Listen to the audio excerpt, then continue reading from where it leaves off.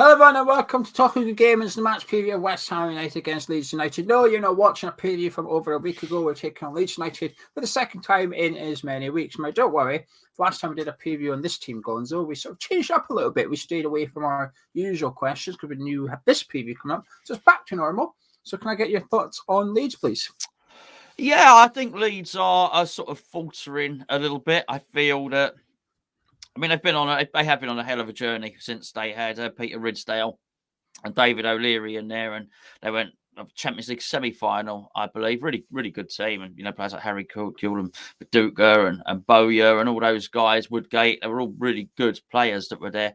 They tumbled down, and various administrations lost the ground, got the ground back again. Long journey back, and now they're back, and they're back where they belong. I've got to say that. I don't say that flippantly or with anything else. They are a big club with a rich history, but it's not like a rich history and a small fan base. They brought 8,500 fans down to us for the cup game, so they're a big club. I feel now though they're at a really pivotal point, which is they showed enough ambition to get back to the Premier League. This transfer window is really important for them. I feel it can go either way. They need to bring in a couple of players, because if they don't bring in a couple of players, they may well find themselves losing at the end of the season the good players that they do have. Yeah, I can see why they're perhaps a little bit reluctant to bring players in, because I think they should be okay, even with the injury list they've got, which is ridiculous, by the way. I mean, this season's just been skewed with injuries. However, I am of the belief that if you're going to play that way and you're going to train that way, you are going to incur injuries as a repercussion of your methods. But what is risky is we know Bielsa likes a relatively small squad. He does have a small squad. But what is risky is to then have a small squad knowing that you're going to pick up injuries during the season because of your methods. And I think it's a dangerous game to play, actually. And I don't consider them in a relegation battle at the minute. I think Norwich and Watford are gone. I think it's a 50-50 shootout between Burnley and Newcastle. Probably not 50-50 anymore. It's probably 65-35 in Newcastle's favour after bullying Burnley in the transfer market with Chris Wood. Anyway, I don't see Leeds in it. If Leeds are in it, so are Everton. If so are Everton, sure. Aston Villa's possibly got to be considered in it as well. They're only about 3 points ahead of Leeds. But they can get sucked into it, Leeds. All it takes is a good run for Burnley and Newcastle and a bad one for Leeds, and suddenly they're in there. But they've got a few really big fixtures just around the corner, Leeds, against the likes of Watford and that. I think they'll be okay. I think they'll stay in the Premier League. But you are right, they're at a pivotal point. But I think that comes in the summer, which is what you here to do. Are you here to just stay in the Premier League and do what Burnley's done for a few seasons and Crystal Palace has done and Southampton's done, which is just stay in there, be happy with 12, 13 in the league? Or are you going to try and push on a little bit and challenge for the upper echelons? But that's going to either cost a lot of money, or you've got to get very lucky in the transfer market. And they've had some astute signings in a few last few years, Leeds. Stuart Dallas, Luke Ayling, really good purchases for low outlays. But then you look at Rodrigo, big money, not wouldn't say it's particularly worked out. Dan James has come in, he's done all right, but I wouldn't say he's been an outstanding success. Firpo's come in again, he's done all right. And it's harder to get successful signings in when you're in the Premier League than the Championship. And I think they're probably finding that out the difficult way. They're more impressive players at Leeds, or players they acquired prior to playing Premier League football, really. So big summer for Leeds United ahead if they stay in the Premier League, which I think they will. Do you think they'll stay up? Just quickly. Yes, yeah. I not only that, I want them to stay up as well. There's a couple of clubs I do want to stay up, and Leeds and Burnley would be the two clubs I want to stay up. I've just told you. I don't know why I got all mysterious about it, but yeah, yes, Leeds. I like the way they play football. I like what they do. I like the methods. I like Bielsa. I admire anybody, but my knees are completely shot. I admire anyone that can crouch down for 90 minutes with his knees bent. Is an absolute. Every time I watch it, that is a miracle. That is an absolute miracle. Honestly, I play Lego on the floor with the kids for 5 minutes. I can't get up. Do you know what I mean? I reckon. Do you know that Indian man who's got his arm in the air? He's held it in the air for decades and it's just permanently stuck. I can't remember his name. There's a guy in India. He's got his arm up. He put his arm up one day and decided not to take it down. Really? And it's like really. It's go Google it while I'm talking, right? And it's like frozen in that position. It's really thin and skinny, that arm, for obvious reasons. I think Bielsa's like that. Bielsa decided to squat one day and just knock it up again. And I think his absolutely legs are just used to it. While Gonzo's Googling it there as well. I am trying. Oh, crikey, you're right. Yeah, you're right. Do you know what's weird? I've pulled up this thing and I got it up there, and there he is. For some reason, there's this random. We're going right off Hammer's chat now. This because I put images up. Basically, Thomas the Tank Engine has fallen on top of someone. A toy, quite a big toy, and their arm has got stuck under Thomas the Tank Engine. There you go. That's what happens when you stick stuff into Google. Anyway, there you go. Some man in India once did an impersonation of Fabian Barthez at Old Trafford, and he's just stopped doing it. While you're here, just pointing in the direction of our sponsors, the One Football app. Leeds United fans, if you want to keep up with the lack of transfer activity at your club. West Ham fans, keep up with the lots of rumours at your club, or the injuries across both teams. Both teams have got lots and lots of injuries, as well as postponed games in the Premier League. Speaking of Burnley, their game with Leicester City is literally just been postponed as we are recording this. The link to the One Football app is in the descriptions. Get it downloaded on your phone today. Say which teams you're supporting. An hour prior kickoff in the Premier League games, you'll get a notification on your phone that says, "Oi, lineups are announced." You click it, it tells you who's playing and what formation both teams are playing and who is playing where. Well, they do their best. It's a bit difficult when it comes to Leeds United. Can't guarantee success due to the ever-changing tactics and strange formations of Bielsa, but it's a bit more straightforward for West Ham. West Ham fans, you will get the formation and the players in the correct position. Get downloaded today. What are you pointing at me for? I'm agreeing with you. I'm going with the flow of what you're saying and trying not to stick my arm too high in the air. I'm worried now. Well, you mentioned Bielsa. Let's talk about him because I think he's a funny manager. I think it's a social media thing. I'm aware of that, right? But I think there's some managers at the minute. It's sort of popular to dislike Jurgen Klopp for positive reasons and so on and so forth. And I think Bielsa is one of those managers. When Leeds win, he gets all the plaudits in the world. When Leeds lose, people almost like to say, "Wow, there's your famous Bielsa and methods of playing. Is he really that good?" and stuff. I've not seen a manager almost split opinions so much in a while in the Premier League. It really is 50-50 with people who love him, not hate him, but almost hate the love he gets. Does that make sense? So this group of people love Bielsa, and this group of people hate the fact that this group of people love Bielsa. A Marmite character, you might say. I don't know. Look, you know me. I don't see it. I don't witness any of that. So I don't see the love or the hate. There you go. I just see a guy with incredibly strong knees who has taken over a club in the Championship, got promoted, and done it the right way. You know. And I hear, what I do hear, don't hear the social media noise, I do hear the other managers talking about him, managers like Guardiola and Pochettino and people like that, who say this is the guy we learned from. This is the guy who basically was innovative in the way that we like to play. So I think that's good. I think it's an easier way. I think there's an easier way to get promoted. And I said I'd like Burnley and Leeds to stay up. You can get two more different managers because Sean Dyche never crouches down. He's always stood up. And I think, one of them plays in the ball on the deck, and the other one, plays in a more functional way. And that's absolutely fine. I like them both.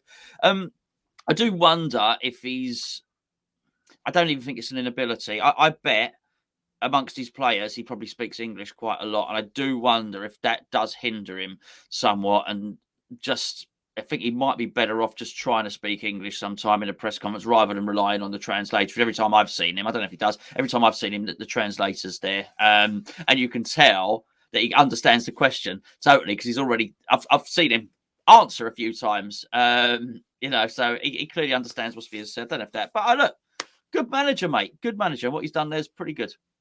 Yeah, I did a video with Scott, a Leeds fan, so you want to get that. It'll be on the end at the end of this video. And Scott says in it, he confirms that Bielsa does speak to his players in English. He just doesn't trust the media in England. He just doesn't trust them. So he knows if it's something he says, they'll twist it. They'll turn it against him and use it against him. So he does everything to translate to it. And I think it's the right thing to do, to be honest with you. The mainstream media in this country are savage. They are vile. They need headlines. So if there isn't any, they'll create some. They do go. We've seen them. We've seen them bully players, and we've seen them bully managers in the past as well. They do that. You won't convince me otherwise.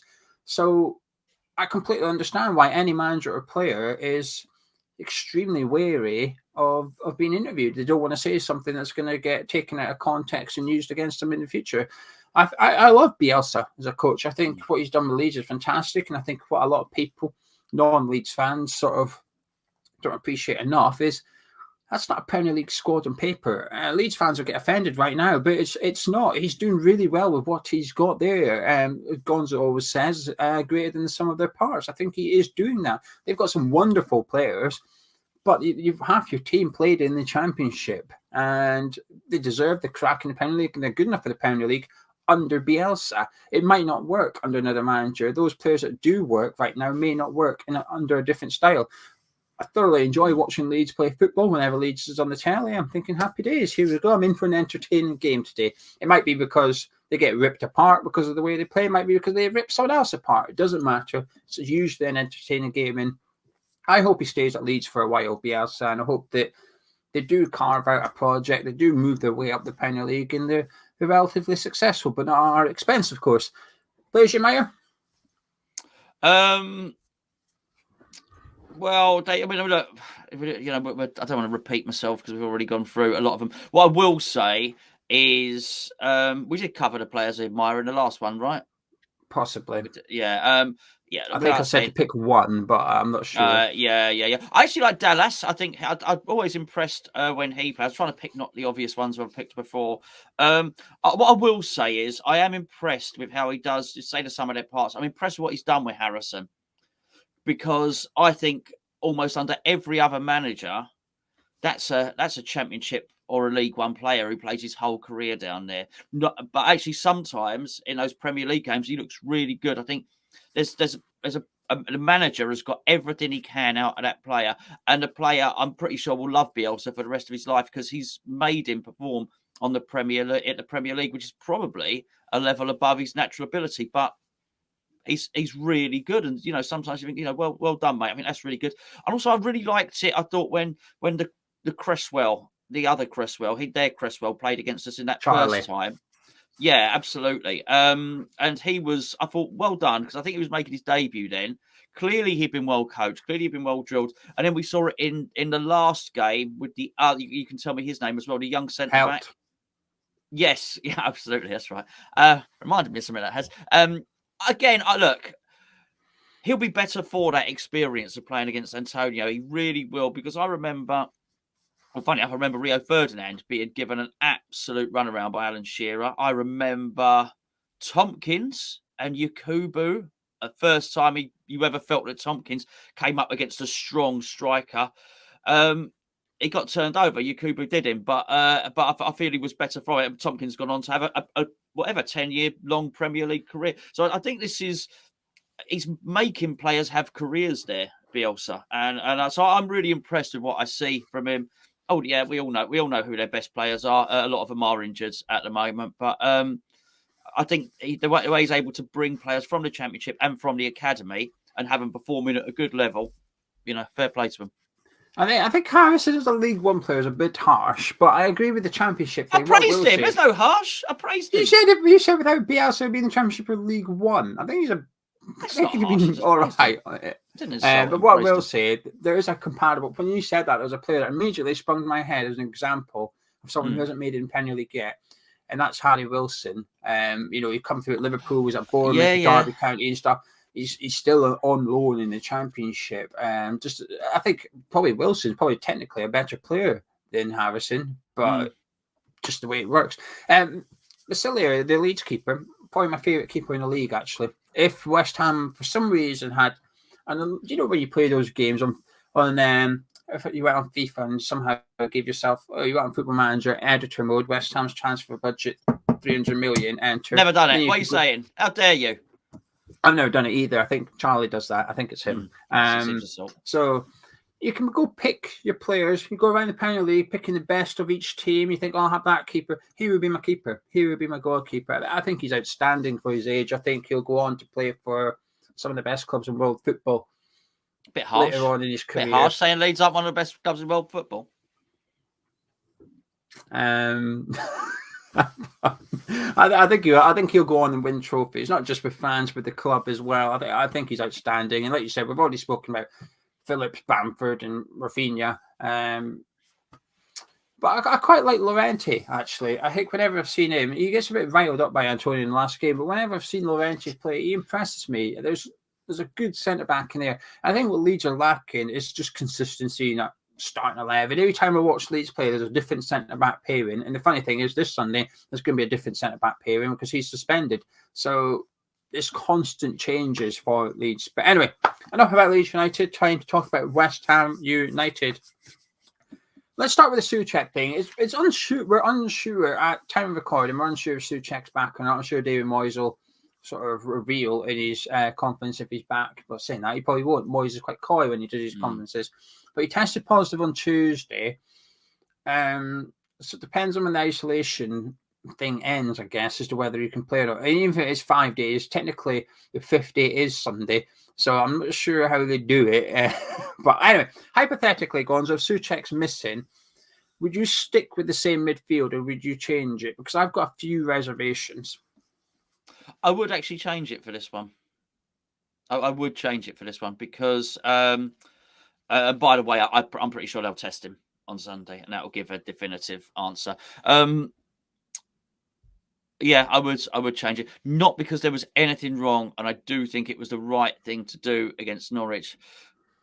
But Leeds will come at us in a way that Norwich won't. And as for all the reasons we've just described, whoever he puts out on the pitch will have a go at us. They really will.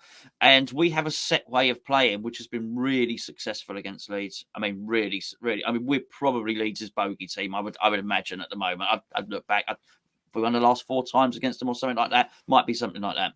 And that's because we play in a certain way. I wouldn't throw the baby out with the bathwater on that one. So I'd look to shore that up in defence rather than having sort of Lanzini next to Declan Rice. Oh, okay then. Well, let's go through the starting 11. We wanted WHULEE against Norwich. We've got Fabianski. Fabianski played well. Are we back to the whole? Let's just keep Fabianski in. I think so. I don't care really. They're both, they're both really good, aren't they? But I'd play Fabianski. Yeah, why not? But there's nothing in it. I wouldn't argue with anybody that wanted Areola in there. No, I completely agree. So defensively, how would you like to line up for this one then? I mean, at the minute, it looks like it'll be a bit too soon for Kurt Zouma, but there might be a surprise inclusion. What impressed me was Aaron Caswell was pretty kept under wraps as well. It was like, bang, he's in the starting. Like, well, hang on a minute, I thought he'd only just returned training. We know Kurt Zouma's sort of back to some extent, and he was targeting this game or the Man United game. So we'll wait and see what happens. But if there is no Kurt Zouma, how would you like to line up defensively? The same as against Norwich. Yeah, I think you have to really. But I wouldn't be surprised to see Zouma in there at all. I mean, if he hadn't got COVID, he would have been. He might have even been in against Norwich. It was only the fact he couldn't do those couple of sessions. So it depends if he's got some sessions in this week. He'll play. He'll play. I don't know. We don't know when his COVID finished and when he was able to get back onto the training pitch. But yeah, Soufal, Dawson, Diop, Aaron Cresswell, and in midfield. In midfield, I will go with this one with Alex Crowell and Declan Rice in central midfield. Yeah, I have to agree. It's a difficult one, really, because A, we don't know the fitness of Mark Noble. There was some talk that he missed Wednesday's game due to injury, and I still have my scepticism as usual, thinking if Mark Noble was fit, he probably would have played against Norwich City, and that Moyes was perhaps forced to play Lanzini and Fornals in there. But I agree with you for this game. I think it was an easy game for Lanzini in the Rice partnership against Norwich City. It was good to see it. It was good to try it out, and I thought it worked well. And in other games this season, I wouldn't be adverse to seeing it return. If we were to play Burnley at home, for example, when we come up against that, I wouldn't be adverse to seeing Lanzini come in and play alongside Declan Rice. But because it's Leeds, I do have my reservations. I thought in the second half against Norwich City, I thought we got a little bit overran in midfield. I thought we could tell Lanzini wasn't really a number 6 and that Rice was probably having to do a little bit more. In first half, I didn't think we missed Souček against Norwich. I was enjoying the football. We were knocking the ball about really nice. All the the attacks were starting from Rice or Lanzini in the middle of the pitch and stuff. So we really enjoyed not having Souček to some extent. But the second half, I felt we missed him a lot. We missed his physicality, his positioning, his defensive side of it, because we were leading and they were putting pressure on us. I just thought, oh, now we're missing him. And I think when we played Leeds in the FA Cup, it was a decent enough game. It was a comfortable win for us in the end. But they didn't have Dallas. Well, he was on the bench. They didn't have Forshaw. So the midfield for Leeds on Sunday, it's going to be completely different. I'd be surprised if Bates start again. He might do. He's played quite well. But also Koch will probably have to go back into centre defence to cover for their lack of centre-backs, which would mean a Dallas and Forshaw partnership in the middle of the field. Completely different. And there'll be a lot more tenacity between them two than what we saw against Norwich City. That worries me. So a long explanation, but what I say is, I agree with Gonzo, Kral and Rice. So that means you're going to have to drop somebody to bring Alex Kral in. Who are you dropping? I'll drop forward. Actually. Because Fornals played really well and Vlasic was a quiet game. But I think it's a 50-50. I think it's between them. I think Lanzini has to start. Yes. Obviously, Bowen has to start and Tony has to start. So it's between Fornals and Vlasic, really, isn't it?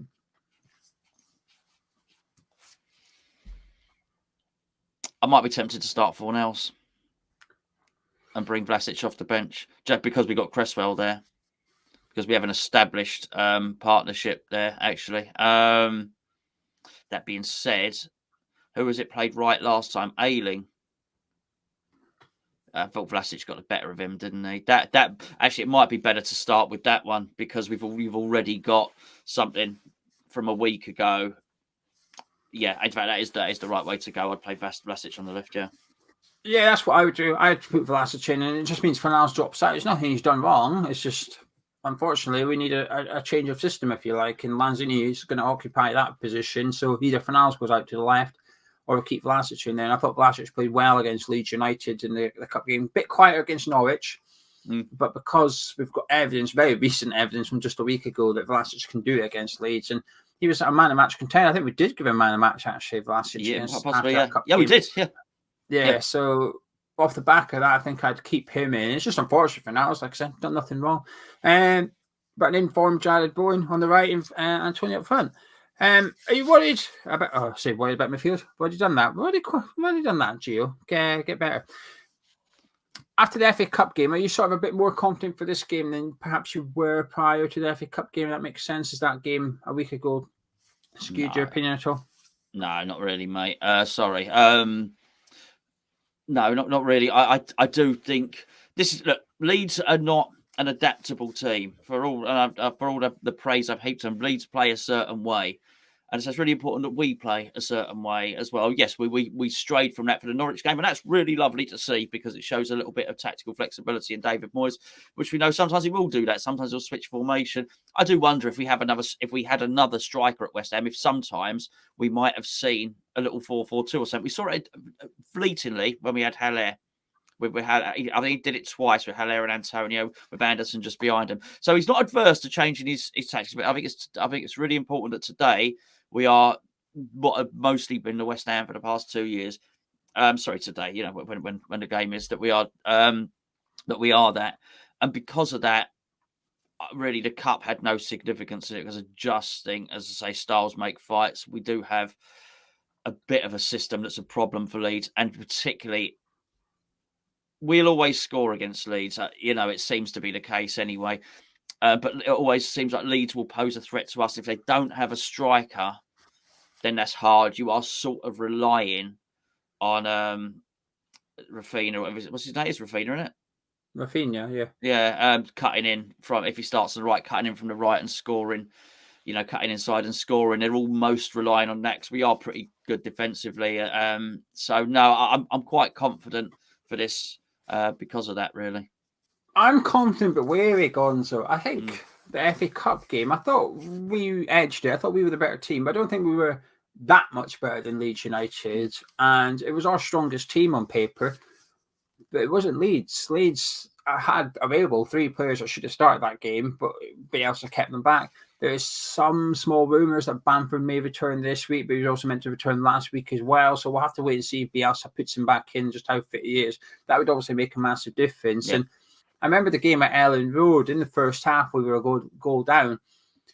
And I thought we were the better team. We were moving the ball about better. But I thought Leeds had the better chances. And I remember thinking that was a really weird game to some extent because usually the better team has the better chances. But it wasn't the case in the first 45. We obviously went on to win that game and very late on as well with a winner at Ellen Road. And while I think I agree with you, the way Leeds plays suits West Ham, I also think the way that West Ham plays suits Leeds, though. And I think at times Norwich gave us a couple of warnings. In the first half, there was a couple of just long balls that Ida pulled out to the channel, and you managed to isolate Issa Diop, and you got the better of Diop on a couple of occasions. And then I just think if Leeds have got Bamford up front, Rafinha will be back in as well. I just think, well, you said we'll score against Leeds. I think Leeds will score against us as well on Sunday because they will be better than the team that we faced last Sunday. They will have a better midfield. They will have their star man playing on the right up against, fortunately, we've got Creswell back rather than Ben Johnson. So it'll be an interesting game. I'm still confident. I'm just a little bit wary. But an important game, Gonzo, because if we can get 3 points, we stay in the top four, obviously. Do you know what's mental? I only just realised this yesterday. We both played 21 games. We're only 6 points behind Chelsea. Well, yeah. See, Mad. the thing is, look, we've had a little dip, and it would be very West Ham to lose this game, but old West Ham. If we see this through and we get through this, and I expect Leeds to have pressure, I really do. But we've got a cutting edge to us. We just do. Somebody said, I was just reading some comments the other day, West Ham need to improve their cutting edge. And I don't know. I didn't look at the stats. And I'm not saying we shouldn't improve. I'm not saying we shouldn't bring a striker. I'm not saying we don't miss chances. But I'd like to see them. I feel that compared to, like, maybe not Man City, but if you take those guys out of the equation, I feel we're pretty clinical. Actually, I don't feel we need twice as many chances as anybody else to score goals. I don't get that impression at all. I think we do score goals. So I think we can score against Leeds. I really do. And if we manage that, I think we win the game. In terms of the league table, it is an important game. So I think if we win this, it puts us not just on course, but comfortably on course to get more than 65 points. And if you get more than 65 points, you are massively in the shake-up at the end of the season. Not for the title, but you are massively in the shake-up at the end of the season. And you end up going into the last 2 or 3 games with a genuine, not just hope, a genuine expectation that you might get Champions League football. And if we can do that if we can take that for the second season run into the last game, which we did, but then that would be magnificent. But these games are important. It's really important. We've had our blip. We've had our little dip.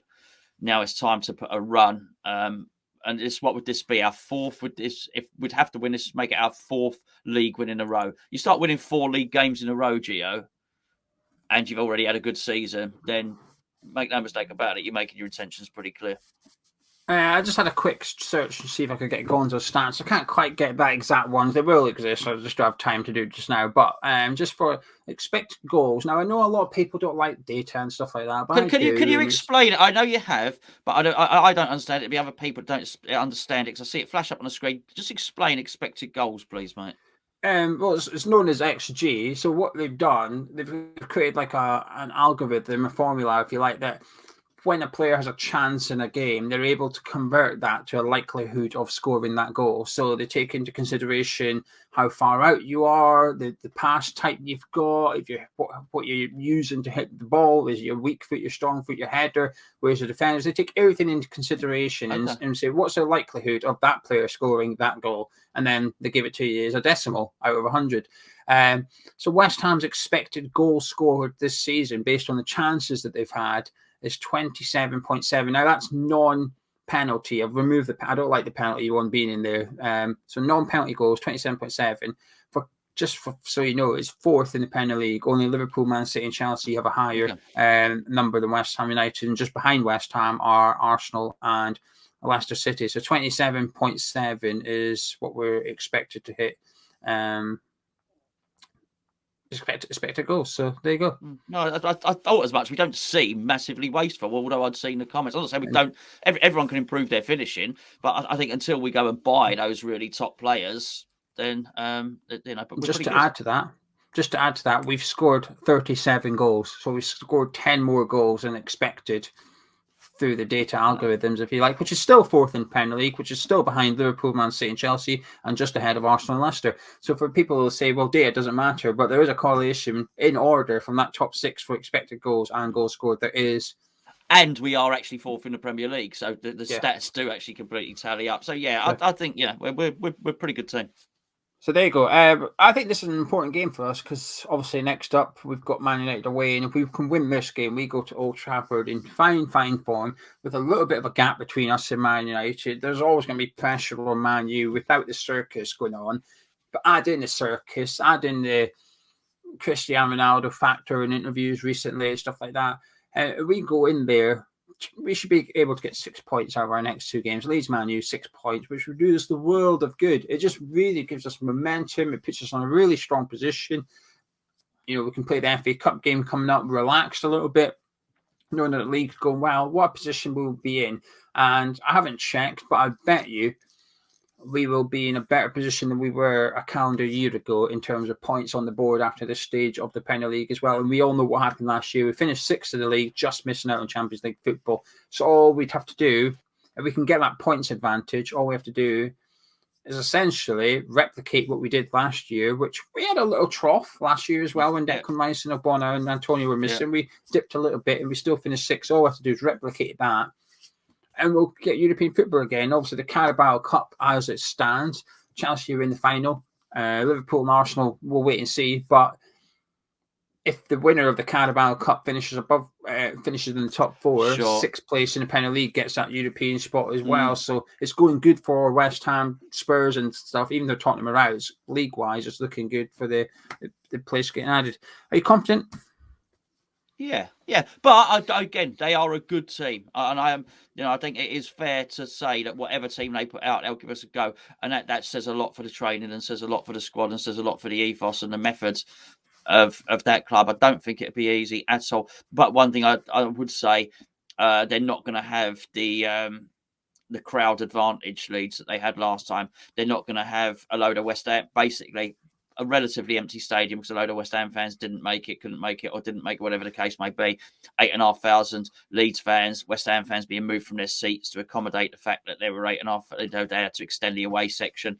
It will be more raucous. It'll be a lot louder. It'll be a lot more partisan towards West Ham. And so that, I think that may play into effect. It'll feel more like a home game, if you know what I mean. And more importantly, more like an away game for them. And it is, they've had to come down to, I know we've played the extra game, they've had to come down to London. I guess they took the coach, I don't know, but whatever. It's a long old journey. They've had to come down to London from Yorkshire, go back up there, and now they're back down to London again. And I mean, anyone who's done lots of travelling, it's a pain in the arse. It really is. They won't really like that very much. So, there's lots of factors there. But yes, I'm confident. I think we're going to win. I'm confident but nervous. I'm feeling really nervous for this game, Gonzo. As you know, ahead of the Norwich game, we were as confident as you could be. We were chilled. Even when people were saying, don't get too cocky, we said, don't worry about it. We're comfortable being this confident against Norwich City. I'm not comfortable being confident against Leeds United on Sunday. I think they will score. I think if Kurt Zuma's back, makes a big difference. If Bamford's back for Leeds, also makes a big difference. Or if Bamford's missing, it makes a big difference from the West Ham perspective. So it's one of them. We'll have to wait for the lineups before you can really judge how good you're feeling ahead of the game. But I do think that they've got the style and the players there to hurt us. But I also think we've got the style and the players there to hurt them. And I think it'll be another really good watch. As a neutral, I'll be tuning into this game, rubbing my hands, thinking I'm gonna see some goals this afternoon. We've got Mike Dean in charge as well, which is always a contributing factor to the entertainment for the neutral as well. But I think what you say about the crowd, I think, is a really, really good point, actually. We have the kids for the quids at the FA Cup game as well, so it dilutes the atmosphere completely. It's a good thing from the club to do to make it affordable, because they obviously need to fill it up. But it does come at a cost, which is a diluted atmosphere. So going into Sunday, listen, Bowen's in sizzling form. He's one of the best players in the Premier League at the minute. Antonio's looking really good. Cause our centre-backs endless trouble. last week. Got no reason to believe he won't do it again. And I think we've just got too many good players in good form at the moment. And I think we will win. And what's your score prediction? I think it'll be 2-1. Actually, I do think it'll be a close game. I do, but I think we come through. You have to, Gio. We got twice as many points as them, and you know, for all the praise we lavish upon them, you have to assume we're twice as good as them. And it's, you know, it's just the way it is. They've got whatever it is, 18, 19 points for a reason, and that's because they've struggled. A lot of those reasons are injuries, but that's not going to get. Mate, you know, it turns out they got Rafinha, Bamford, Dallas, Phillips, the rest of it, and they all come back for that game. And, you know, then we might have another different game on our hands. But I still do think it's a tough game. I think they're a talented bunch. I think they'll stay up. But this is really important for us. And I'm glad you alluded to it. We do this, we are bang on for this. If we can get this game and then go up to Old Trafford and win that one, which is winnable, and we'll deal with that in our Old Trafford, in our Man United preview, we're with a real chance of winning 5 games on the bounce in the Premier League. And I don't care about games in hand and all the rest of it. Points on the board is where it's at. It's really important. David Moyes will know this. The coaching staff will know this, and so will the players. And it is a way to send out a right big statement. And what you want to do is you want to bring in players at the end of a transfer window, and particularly they're foreign players, and they've got one eye on the Premier League, and you're then going to a player and saying, come and join West Ham, and they take one look at the Premier League. I think, well, West Ham, look where they are. Yes, please, I'll have a bit of that. Massive game for us, mate, but I'm looking forward to it. Yeah, huge game. Must win. It's an absolute must win. I won't be happy with a point. Obviously, there's mitigating factors in that if things happen on the day, so on and so forth, and we play well, just a bit unlucky. But as it stands right now, a point's not good enough for us. I think we need a win on Sunday. And like you said, if we can go up and then beat Man United, we've still got a week of the transfer window after that game. It changes everything. It changes the type of player you're going for. You're maybe looking for a Europa League player. All of a sudden, you're thinking, actually, that Jonathan David that was wanting to wait till the summer and see where we are. Maybe he'll come a bit earlier now. Perhaps not that extreme, but you know what myself and Gonzo are alluding to here. It gives Moyes a little bit of va-va-voom in the transfer window, and hopefully it gives the board a kick up the arse and add an extra 5 or 10 million into the transfer kit and say, actually have that now. Instead of summer, having now, go get us that 4th. It puts us in the position. And it'll be interesting. I mean, one thing that's important, which is impressive from this club, is I remember Alex Ferguson said it, and when Fergie speaks, I listen. I remember Alex Ferguson saying, it's easier to do the chasing than it is to be chased. And I've always remembered that. And we, at the minute, we are now in the position where we are the ones being chased. It puts a little bit more pressure on us. I think on Sunday, I think we'll cope with it. I'm looking forward to it. I'm going to say West Ham 3, Leeds 2. I'm going for an entertainer at the London Stadium. I do. I think both teams are good enough to score loads of goals, but I don't think either defence is good enough to keep the other one out as well. So there you go. There we have it. If you enjoyed this preview, drop a like, comment, subscribe if you're new to the channel. Myself and Gonzo will be back on Sunday. It's a 2 o'clock kickoff. I'm pretty certain it's a 2 o'clock kickoff, which means we'll be live at 12:50. An hour and 5 minutes for a kickoff. We'll be live using our One Football app, link in the description below. Anyway, catch you in a bit.